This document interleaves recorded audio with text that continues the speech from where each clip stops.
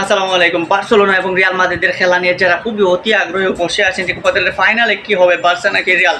Barca এবং রিয়ালের খেলা যারা দেখবেন তারা হয়তো একটু নার্ভ ঠিক রেখে দেখবেন, কারণ এই ম্যাচে হতে পারে অনেক কিছু ঘটে যেতে পারে, অনেক বড় বড় ঘটনা। তো সেই ঘটনার সাক্ষী হতে চুপ রাখতে হবে ফুল 90 মিনিট। বার্সা এবং রিয়াল মাদ্রিদ দুই টিমই বর্তমানে রয়েছে ভয়ঙ্কর একদম ফর্মে। ভয়ঙ্কর ফর্মে এই জন্য বলবো যে রিয়াল মাদ্রিদ আপনি দেখবেন যে রিসেন্টলি তারা লা লিগায় জয়টা ম্যাচ খেলেছে, প্রত্যেক ম্যাচে কিন্তু তারা বেঞ্চ শক্তি খুবই পরীক্ষা করেছে এবং সেই বেঞ্চ শক্তি পরীক্ষা করতে গিয়ে তারা এক একটা ম্যাচে এক একটা প্লেইং এক্সাইয়ে দেখবেন এক একজনকে তারা ইউজ করছে। লাস্ট আপনি দেখবেন আর্দা গুলার কি দুর্দান্তভাবে এক দূর পাল্লার 100টি গোল দিয়ে ম্যাচ জিতিয়েছিলেন। সো এভাবে তাদের রয়েছে অনেক অনেক অনেক অনেক ভালো ভালো ব্যাকআপ অপশন। তারপরে তারা এনরিকেকেও ফার্স্ট এক্সাইয়ে খেলিয়ে এনরিকেকে দিয়েও তারা মোটামুটি নিজেদেরকে জ্বালিয়ে নিয়েছে এবং তাদের বেঞ্চ শক্তি পরীক্ষা করে গেছে। সো এখন তাদের শুধু অপেক্ষা শুধু বার্সেলোনার সাথে ফাইনাল ম্যাচটা কীভাবে টপ করে দিতে হবে। বার্সা ফ্যান বা রিয়াল ফ্যান যারাই থাকুক না কেন এই ম্যাচের প্রতি সবারই টান। রিয়াল বর্তমানে রয়েছে লা লিগায় সেকেন্ডে, বার্সেলোনার গাড়ি শ্বাস নিচ্ছে, কারণ তারা যদি বার্সা একটু ভুল করে তাহলে হয়তো তারা সেই স্কুলের সুযোগটা নিতে চায়, কিন্তু বার্সা কি এত সহজে ভুল করবে?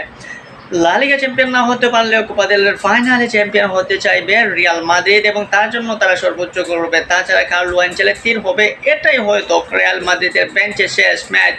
তো কার্লো আনচেলত্তি তার ক্যারিয়ারের শেষটা রিয়াল মাদ্রিদের এবং রিয়াল মাদ্রিদের শেষে একটা শিরোপা নিয়ে হয়তো যেতে চাইবেন অন্য টিমে, যেখানে শোনা যাচ্ছে যে ব্রাজিলে যেতে পারেন এই কার্লো আনচেলত্তি।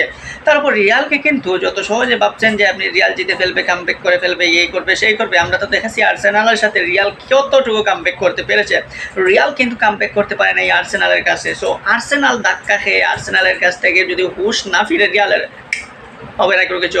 সো রিয়াল ফ্যানরাও যতই আগ্রহ করুন, অপেক্ষা করুন যে কামব্যাক করে যেতে ফেলবো, এরকম কিছুই হবে না। এখানে শুরু থেকেই ভালো খেলতে হবে, কারণ বার্সেলোনা আপনার অন্য টিমের মতো না। আর বার্সেলোনা সবসময় রিয়ালের সাথে ঘুরে দাঁড়ায় বা রিয়ালের সাথে খুবই শক্তভাবে মাঠে নামে। অপরদিকে বার্সেলোনাও দেখবেন তারাও কিন্তু তাদের ব্যান্ড শক্তি পরীক্ষা করে দেখে ফেলছে এবং তাদের মধ্যে তাদের বর্তমান সময়ের সেরা পাওয়ারফুল বলেন বা সরা বর্তমানে ফর্মের প্লেয়ার রাফিনহা রয়েছেন দুর্দান্ত ফর্মে। রাফিনহা তার টাইটেলটা নিতে চাইবেন যে কোনোভাবে বার্সাকে চ্যাম্পিয়ন করে, যেহেতু প্যালেন্ডিয়ারের একজন যোগ্য দাবিদার বাবা হচ্ছে এই রাফিনহাকে। সো রাফিনহা বলেও কখনো সুযোগ হাতছাড়া করতে চাইবেন না। তার উপর অলমো, যিনি একদম দিনে বার্সেলোনার হয়ে গোল দিয়ে বার্সাকে ফেরান সমতায়, সেই অলমো রয়েছেন ফর্মে। তো বার্সাকে আপনি কোনোভাবে রিয়ালের চেয়ে এত পিছিয়ে রাখতে পারবেন না। বার্সার কোচ ফ্লিক্সও রয়েছেন অসাধারণ একটা অবস্থানে। সব আপনি যতই ট্রাই করেন না কেন যে বার্সেলোনাকে হারিয়ে দেবেন এরকম কোনো কিছু না। বার্সা রিয়াল উভয় টিমই শক্তিশালী। সো এই টিমের ম্যাচগুলো দেখতেও ভালো লাগবে। সো রিয়াল এবং বার্সা যেই জিতুক না কেন জিতবে কিন্তু ফুটবল।